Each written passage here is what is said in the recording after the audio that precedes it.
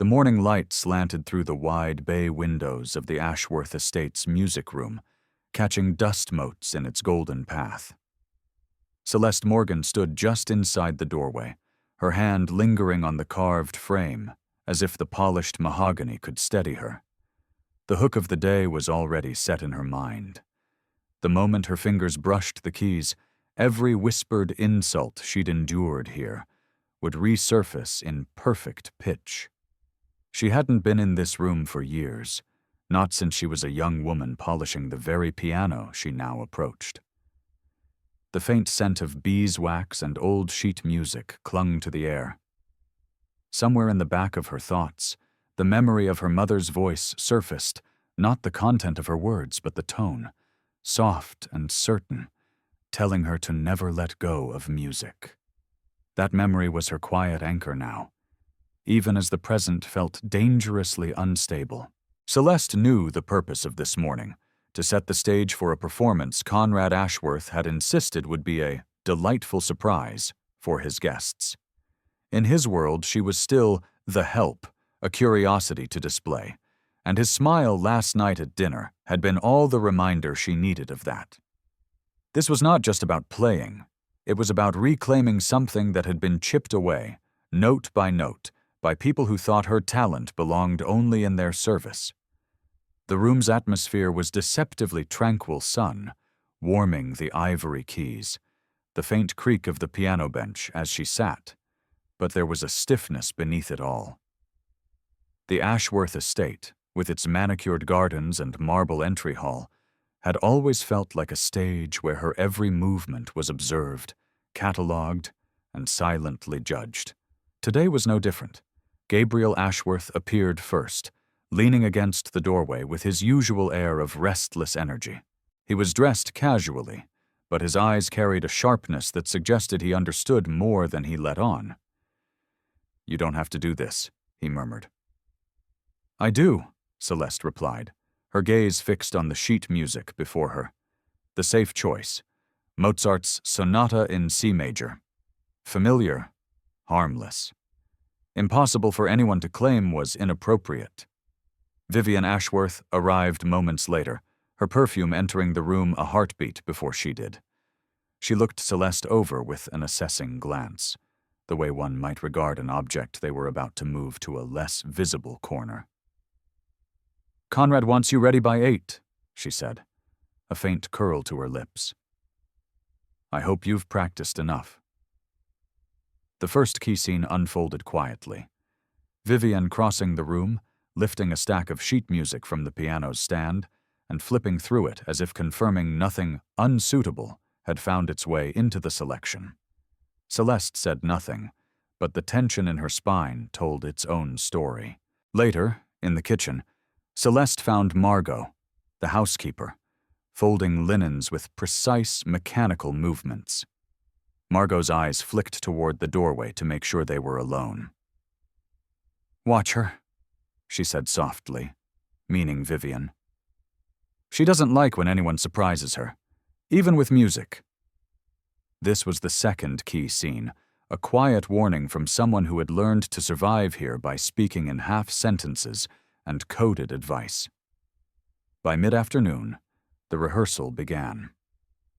Conrad entered with 2 guests in tow, one of them, Declan Price, a critic whose reviews could elevate or ruin a performer's reputation in a single column. Celeste's hands hovered above the keys as Conrad made his introduction.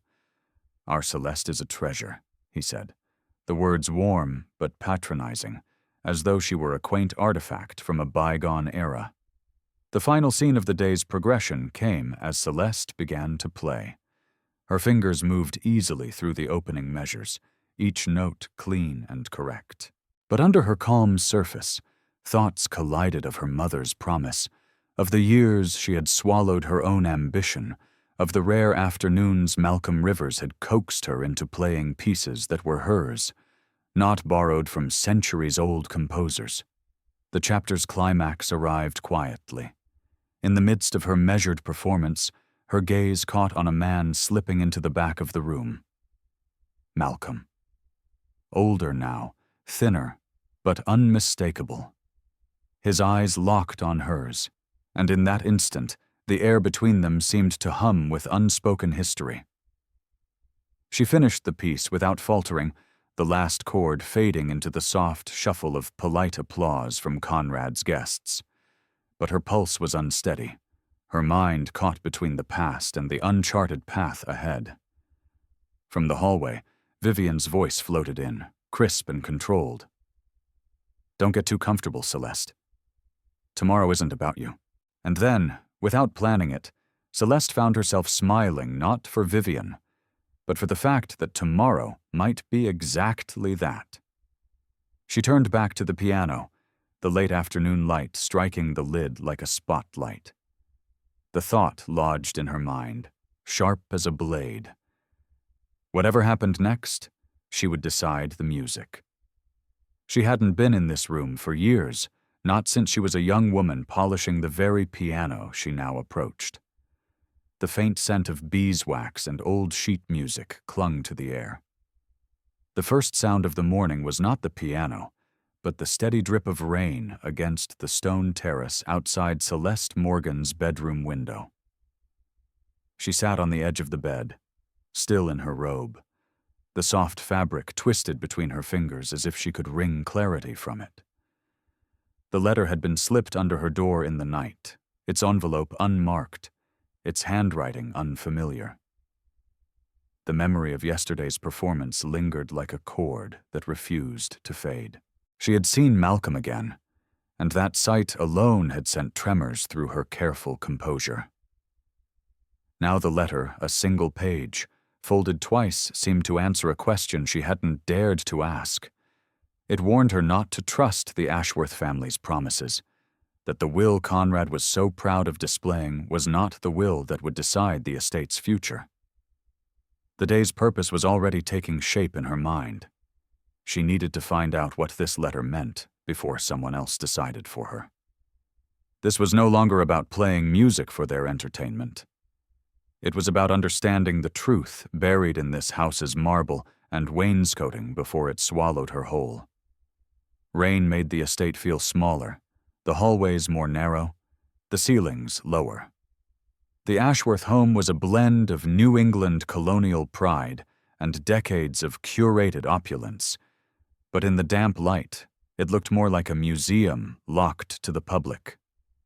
Every framed portrait seemed to watch her pass. She found Gabriel in the breakfast room, hunched over a black coffee. His shirt was unbuttoned at the collar, and his tie hung loose around his neck. "You're up early," he said, glancing at the paper in her hand. "Someone left this for me," she replied, sliding it across the table. His eyes scanned the words, the furrow in his brow deepening. "If this is true," he murmured, "Conrad's been keeping more than just investments from us." Their quiet exchange was interrupted by Vivian's entrance, her heels sharp against the tile. She carried a silver tray of mail formal invitations, bank statements, a glossy charity gala program, and her expression was unreadable. "Family meeting at noon," she announced. "Conrad insists on it. Wear something presentable." By mid-morning, Celeste sought refuge in the library. The second scene unfolded between her and Malcolm, who appeared silently in the aisle between the tall shelves. "I heard you play yesterday," he said. His voice carried a softness that hadn't been there before. "And I heard about the letter." "How?" she asked. "Because I know who wrote it," he said, pulling a slim envelope from his coat. "There's more you need to see, but it's dangerous for me to say it here." Their conversation was cut short by the sound of footsteps. Declan Price, the critic, pretending to browse the shelves but clearly listening. Malcolm slipped the envelope into her coat pocket as he passed, muttering, "Read it when you're alone." The third key moment came during the family meeting in the formal dining room. Conrad presided at the head of the long mahogany table, his gold cufflinks catching the light. He spoke of estate finances, of upcoming events, but not of the will. When Gabriel brought up the letter, Conrad's eyes hardened. "Anonymous threats mean nothing," he said flatly.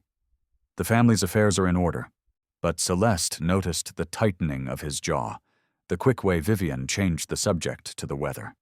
The climax of the chapter came later, as Celeste finally unfolded Malcolm's second letter in the solitude of her bedroom. Inside was a photocopy, a portion of a legal document, the ink faded but legible. It was dated 18 months earlier and bore the signature of Conrad's late father. The clause it revealed was clear. The estate was to be divided equally between Gabriel and my goddaughter, Celeste Morgan. Her breath caught, the weight of it pressing against her ribs. This was not just an act of kindness from a man she barely remembered. It was a deliberate recognition that she belonged here in a way no one had ever admitted aloud. The rain had stopped, and a pale light spilled into the room. She could hear voices in the hall, Vivian's sharp, Conrad's low, but their words blurred together. Her fingers closed around the paper. And then, a sudden knock, not at her door, but at the French doors that opened onto the terrace. She turned and froze. Malcolm was outside, his face urgent, his hand pressed to the glass. "Someone else knows," he mouthed.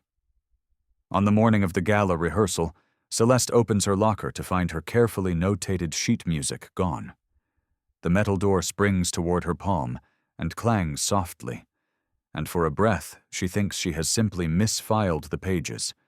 That fatigue has shuffled her order. She kneels to scan the bottom shelf, the neat row of polish bottles, the folded gray sweater, the pencil stub she keeps as a talisman. Nothing. Only the faint ghost of rosin and lemon cleanser rising from the locker as if the paper had evaporated in the night. A memory pricks the cool smile Vivian wore yesterday when they passed in the corridor. The way her gaze dipped to the music tucked beneath Celeste's arm and lingered just long enough to feel like possession. It feels petty to accuse without proof, but pettiness is the currency of this house. Celeste has counted out those coins for years, one slight at a time.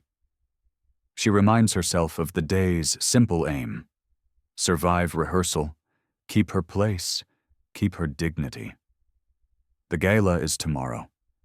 The house hums with the hour-by-hour choreography of florists and lighting techs, of caterers threading through doorways with silver trays wrapped in muslin. In the great hall, ladders rise like spare ribs against garlands of pine. The air tastes of sap and cold metal. The Steinway sits on its small dais in the center of the room, lid raised like a black wing. Lights are being focused, circles of pale gold creep across the parquet, test suns waiting for night. Margot finds her first, as she always does in moments of quiet trouble, as if maternal radar pulls her through walls. "You look like you swallowed a nail," she says, voice low. "My music," Celeste answers. "Gone." Margot's jaw sets, but she does not dramatize. "Then breathe and retrace. Where did you have it last?" "In here," Celeste says, tapping the locker. "I sorted everything before I left." Margot's eyes flick over Celeste's shoulder toward the corridor that leads to the family's side of the house. "Keys don't keep out eyes that own the keys," she murmurs. "I'll watch the hall. You go ask without asking." So Celeste crosses the service passage, smoothing her uniform blouse as if its wrinkles are her fault. In the East Gallery, Vivian stands with a florist, rearranging an already perfect arrangement. Winter roses, the color of chilled cream, tilt their heads toward the light. Vivian does not turn when Celeste stops a respectful distance away. She waits until the florist leaves, then regards Celeste the way one tests a glass for flaws. "I'm missing some sheet music," Celeste says. She keeps her tone even, her posture smaller than she feels. "If anyone found it, I'd like to retrieve it." Vivian tips her head, genuinely puzzled for an instant, as if the word music does not align with the person before her. Then her expression clears into something like delight. Oh dear. Papers do have a way of walking in a house this size. The staff hallway can be such a mess. Did you check the bins? She gestures toward the service exit with a manicured finger. The scent of her perfume, a bright, expensive citrus, hangs in the air after she turns away. Do be careful with what you bring into my father's home, she adds, soft enough to sound like advice, sharp enough to cut. Back in the staff wing, Celeste digs through the nearest trash barrel with gloved hands. Coffee grounds stain her cuff.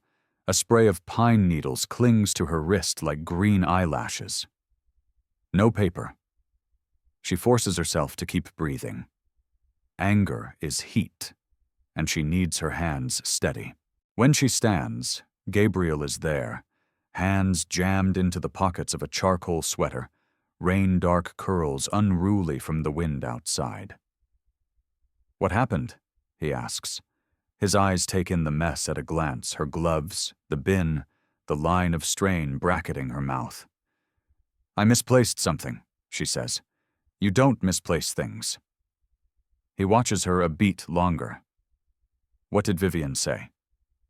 She suggested I check the trash, Celeste answers. His features harden. For a moment, she sees the boy he must have been, jaw coming square against a bully, and the man he has learned to be. Who knows when confrontation changes nothing? I'll talk to her, he says. Don't, Celeste replies. Not for me. For me then, he says, already moving. Rehearsal begins without the safety of printed notes. The great hall changes temperament when the lighting is cued. Even in daylight, the focused beams draw the eye, carve a stage out of ordinary space. Celeste sits at the Steinway and places her hands on the keys to remind them they remember.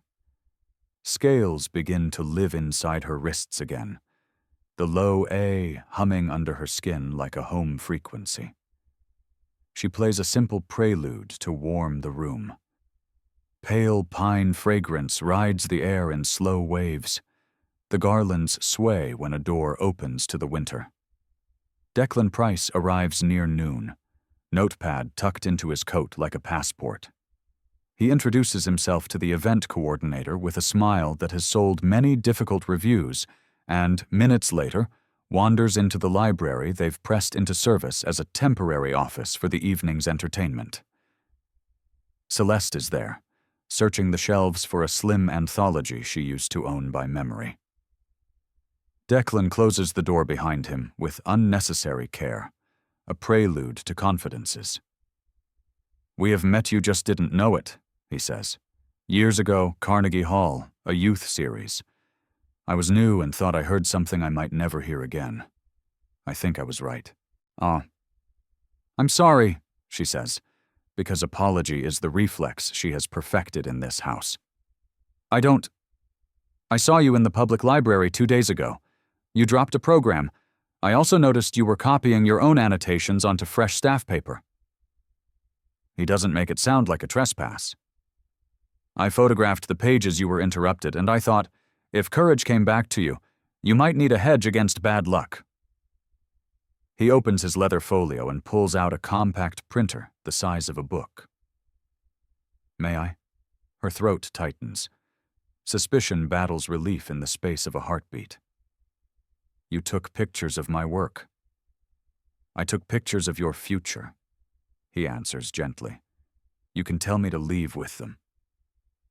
She looks at his hands' clean nails, a small scar on his ring finger, and nods once. The printer hums, gentle as a hive waking. Lines appear on glossy paper. Her hand, her sloped staccato marks, the breath notations Malcolm taught her to make so she would remember to lift between phrases. She did not realize how much of the music lived in the way she wrote it down until she sees those curves again, her own cartography mapped back to her. Thank you, she says, and the words cost nothing and everything. Margot appears in the doorway just then, a sentinel. I'll take first watch, she tells Celeste. You practice. I'll send our poet here to keep lookout next. I'm not much of a poet, Declan mutters. You learned metaphor before you learned kindness, Margot replies, not unkindly.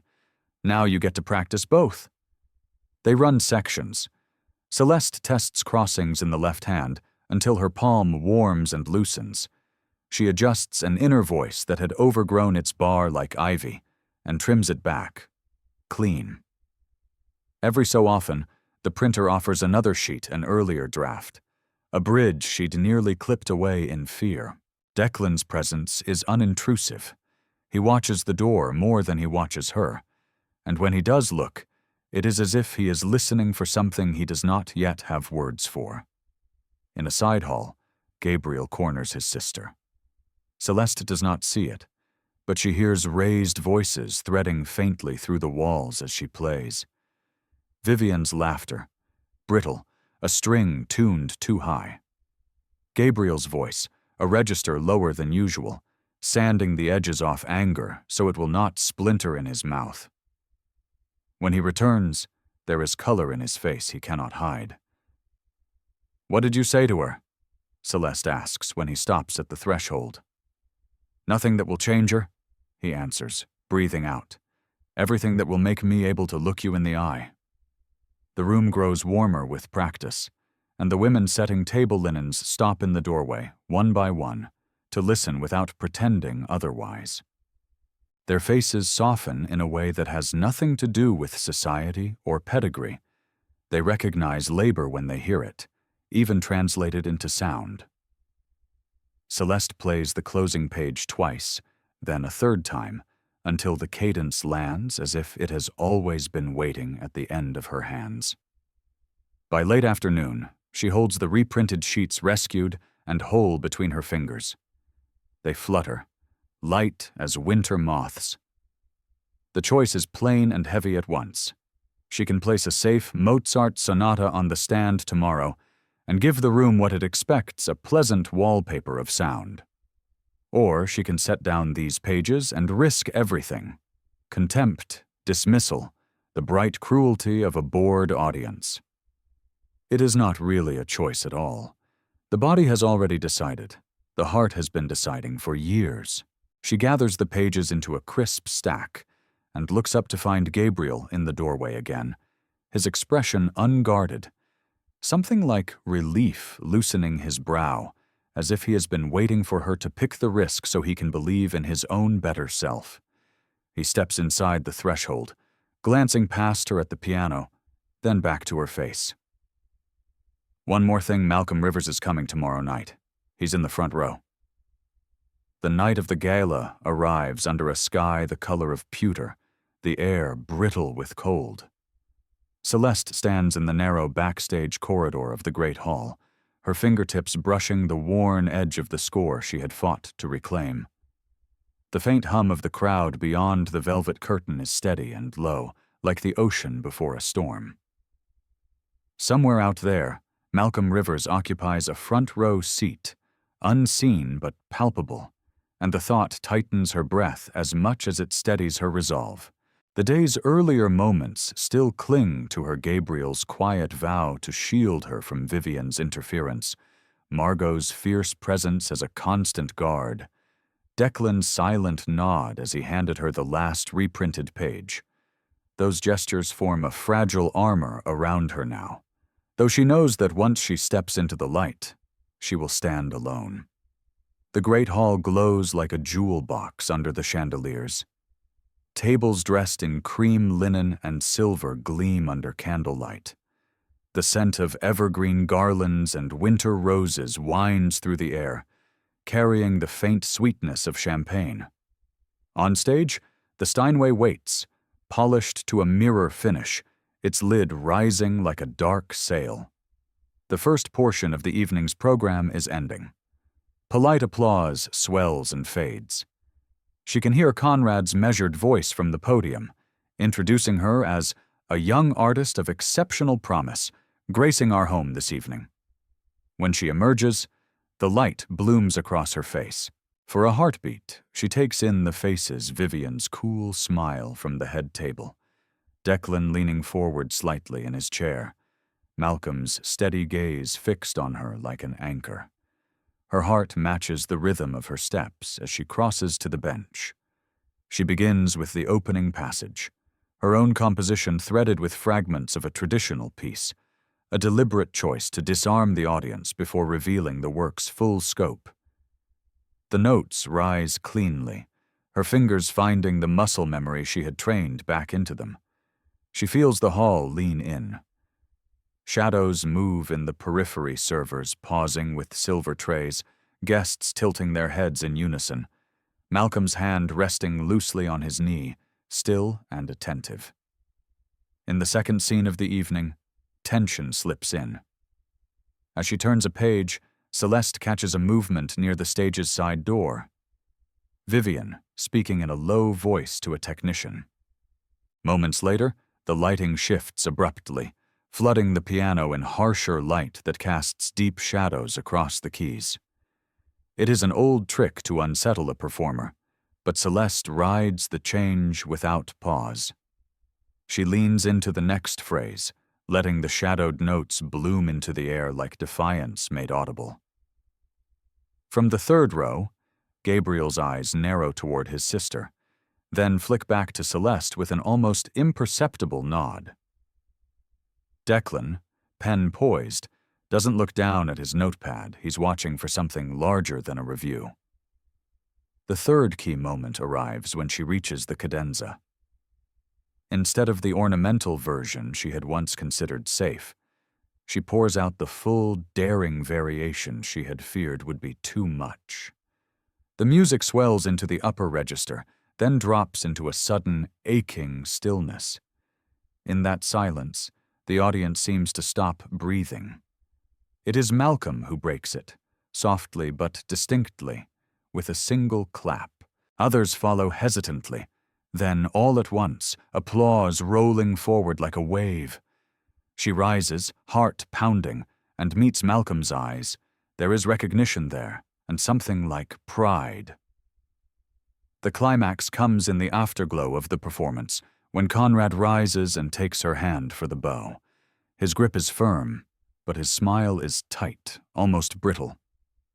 "You've made quite an impression," he murmurs, just loud enough for her to hear. It is not a compliment, it is a calculation. And when she steps back, she sees Vivian watching from the edge of the stage, her expression unreadable except for the faint lift at one corner of her mouth. She exits to the backstage corridor, the applause still echoing faintly. Malcolm is there within moments, pressing a small folded card into her hand. "You need to read this tonight," he says, urgency in his voice. "It's about why your name was in that will." Before she can reply, the corridor darkens as someone steps between them. It's Vivian, holding a crystal flute of champagne, her gaze sliding from Malcolm to Celeste. "Careful, dear," she says lightly. "In this house, the wrong conversation can cost you everything." Celeste does not sleep that night. The folded card from Malcolm lies on her nightstand, its presence like a ticking clock in the dark.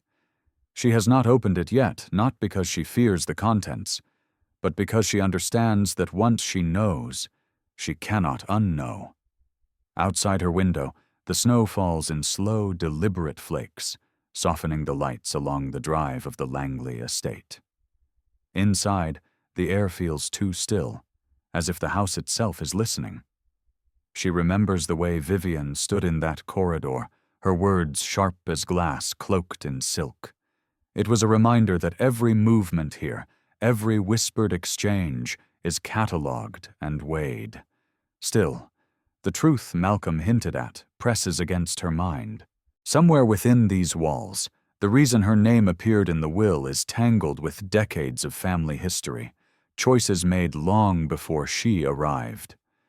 Morning comes with a muted gray sky. Breakfast is served in the east dining room, where the fire crackles against the chill. The table is set for 5, but only 3 seats are occupied. Gabriel with a newspaper folded at his elbow, Margot stirring sugar into her coffee, and Celeste, her fingers resting lightly on the rim of her cup. Vivian's absence feels deliberate, a move in a game Celeste is still learning. Gabriel glances at her over the edge of his paper. "You played well last night," he says, voice even. "But you've stirred waters that prefer to stay calm." His eyes hold hers for a moment longer, then return to the print. Margot, in contrast, leans closer, her voice low. "Be careful with Malcolm. He's not in this for you alone." After breakfast, Celeste retreats to the music room. The Steinway still carries the faint warmth of the night before. She sits, letting her hands fall to the keys, but the music that comes is fractured phrases starting and stopping, like a conversation with too many interruptions. It is in this quiet that Malcolm appears in the doorway, his coat still dusted with snow. "You didn't read it," he says without preamble. "Not yet," she admits. He steps inside, closing the door behind him. "Then I'll tell you what's in it. Your father and Conrad were business partners once, before you were born, before any of this. Something happened, a deal that went bad, money that disappeared, and a silence bought with more than cash. The will, it's Conrad's attempt to settle an old debt without ever admitting what it was. The revelation lands like a dropped stone in still water.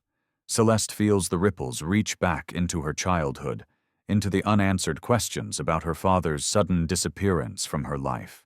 "What kind of debt?" she asks, though part of her fears the answer. Malcolm's gaze flickers toward the closed door. "That's the part I don't have yet, but Vivian does, and she'll make sure you never see it." Their conversation is interrupted by the muffled sound of voices in the hallway. Declan enters a moment later, a leather folio under his arm. "Forgive the intrusion," he says, though his eyes are sharp with intent. "I found something in the archives correspondence between your father and Conrad, dated 1992. You should see it." In the folio are 3 letters, each more strained than the last, discussing a venture that went wrong and an agreement to keep certain names out of the record. One of those names, underlined in the final letter, is hers, though she would have been a child then. The implication chills her. The day's climax comes in the library, where Celeste, Malcolm, and Declan pore over the letters under the dim lamplight. The words confirm what Malcolm suspected. Conrad owed her father something more than money, something that touched the foundation of the Langley fortune. And Vivian, mentioned only once but in a tone of command, had a hand in ensuring the matter never surfaced. Footsteps echo in the hall. Margot appears in the doorway, her expression unreadable. "Vivian's called for you," she says to Celeste. "She wants to speak in the west parlor, alone." Celeste glances at the letters spread before her, then back at Margot. "What does she want?" Margot's lips press into a thin line. "To tell you what she thinks you're worth, and how much it will cost you to walk away." The west parlor is awash in amber light, filtered through the heavy drapes that have been drawn halfway shut. Celeste steps inside to find Vivian seated on the tufted settee, a porcelain teacup balanced delicately in her hand, as though this meeting were nothing more than a polite social call. The faint aroma of bergamot hangs in the air, clashing with the quiet tension that hums between them. "Sit," Vivian says, her tone light but carrying the unmistakable weight of a command. Celeste lowers herself into the chair opposite, noting the low table between them bare except for a single folded document and a silver pen. Vivian's gaze is steady, her expression calm in the way of someone who knows they hold a stronger hand. "I've decided to be generous," she begins. "You've stumbled into a matter that doesn't concern you, but rather than drag you through the inevitable embarrassment, I'm offering you an exit." She slides the document forward with 2 fingers. "Sign this, and you'll receive a sum that will keep you comfortable. Leave the estate. Leave the will. Leave us." Celeste does not reach for the paper. "And if I don't?" she asks. "Then you'll learn the hard way what it means to have enemies who never tire," Vivian replies. She sets her teacup down with a soft click. "And I promise you, my endurance is unmatched." The exchange calls up a memory, her father's voice, low and firm, telling her when she was still a girl that some offers, no matter how gilded, come with chains. She straightens in her seat. "This isn't about comfort, it's about the truth."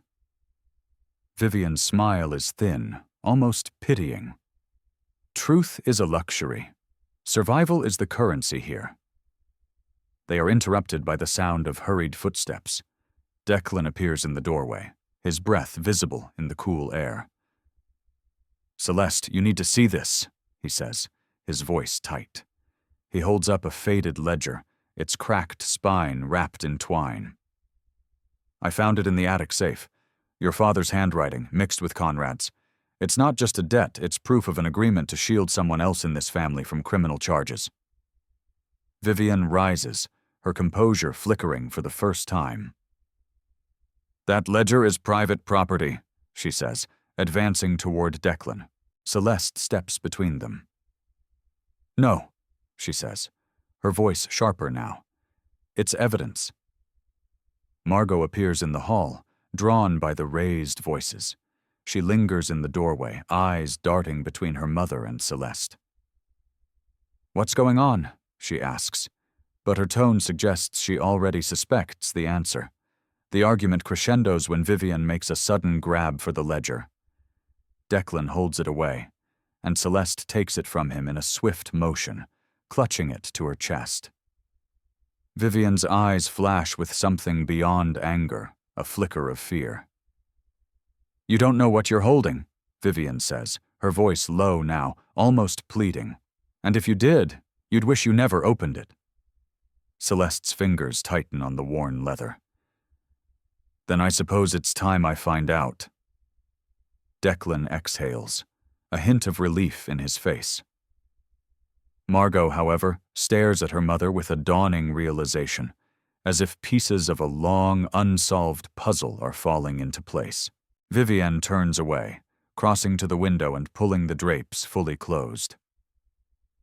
"You've made your choice," she says, her back to them. "And there's no going back." Celeste looks down at the ledger in her hands, its weight both physical and symbolic. She feels the cold metal of the twine's knot under her fingertips, knowing that whatever is inside will change the way she sees this family forever. When she looks up again, Declan and Margot are watching her, waiting. Celeste draws in a slow breath and speaks the only words that make sense in the moment. "Then let's open it." In the quiet that followed the storm of revelations, the house seemed to breathe differently, as if its walls had been waiting decades to release the weight they carried. Celeste stood at the heart of it all, her hands no longer clutching the ledger, but resting loosely at her sides, the heaviness now inside her chest. The pages had spoken plainly, names, dates, debts, and betrayals so entwined that the truth felt like a tapestry woven from strands of shame and sacrifice. The facts could not be disputed, yet each truth carried a wound that bled into the next. For Vivian, the confrontation had stripped away the armor she had worn for so long. She was not just the manipulator, not just the matriarch determined to control her legacy. She was also a woman who had made impossible choices in the name of protecting one child at the expense of another. It was easier to despise her when the motives seemed purely selfish, but the ledger revealed that her actions were tangled with moments of desperate love. The clarity was not comforting. It was complicated, like most truths worth knowing. Declan, too, stood altered. His loyalty to Celeste had been tested and proved, but it came with the sobering knowledge that loyalty could not fix everything. He had always believed that the past was a shadow that could be outrun if one simply moved fast enough. Now he understood that shadows stretched to meet you, no matter how far you ran. Margot had lost the luxury of ignorance. Her wide-eyed trust in the family's facade had been replaced by something sharper, a watchfulness that might one day harden into wisdom. The estate itself, with its oil portraits and creaking staircases, was no longer merely a symbol of wealth and lineage. It had become a mirror, reflecting not only the grandeur of the family name, but the fractures that ran through it. Each room whispered a reminder that inheritance was not just measured in property and possessions, but in the values, lies, and silences passed down alongside them. In the days that followed, conversations took on a different tone. There were still arguments, still pointed looks across the dinner table, but there were also moments of uneasy honesty. Celeste realized that while the truth could fracture a family, it could also be the first stone laid in rebuilding it. Forgiveness did not arrive as a sweeping tide. It came in increments, in hesitant nods, in shared cups of coffee where words still stumbled, but presence spoke loudly enough. Vivian did not ask for forgiveness outright, but she allowed space for it to grow. She stopped insisting on final words in every discussion. She let Margot speak without interruption. She even let Celeste move freely through the rooms that had once been carefully guarded. These gestures were small, almost imperceptible to an outsider, but within the family they felt monumental. Declan found himself more anchored in the present, less haunted by the idea of fleeing from the family's dysfunction. He began to see that running from what hurt, you meant running from what could heal you, too. Margot, quietly observant, began collecting her own truths, refusing to be shielded from what was uncomfortable. She would never again be satisfied with half-stories or curated memories. The ledger, once the fulcrum of their conflict, now sat in a locked drawer in Celeste's study. She did not destroy it. She did not parade it as a weapon. She kept it as a reminder that knowing the truth carried a responsibility, and that responsibility was not to burn the past, but to face it, learn from it, and decide what to carry forward. Family, she understood now, was not a static bond guaranteed by blood. It was a living thing, capable of fracture, repair, and reinvention. Some relationships would not fully heal, but even those could be acknowledged with dignity. The choice was no longer between keeping secrets or severing ties. It was about choosing which truths to live by and how to live with those you shared them with. Over time, the house itself began to feel less oppressive. Light seemed to linger longer in its hallways. Laughter returned. Tentative at first, but enough to remind them all that joy could survive in spaces that had once been defined by silence. Traditions were altered. Thanksgiving was no longer a stage for performance, but a gathering where old recipes mingled with new dishes, where toasts acknowledged both what had been endured and what could still be hoped for. Forgiveness, they learned, was not a finish line, but an ongoing choice. It did not erase what had been done, but it made space for something better to grow. And perhaps most importantly, they learned that love, real love, wasn't proven by pretending the past had not happened, but by facing it together, even when it hurt. The philosophy remains. The truth may break the surface of a still life, but in those cracks, light can enter. If you like the story, then leave it number 1 in the comments and subscribe to our channel to hear the next story.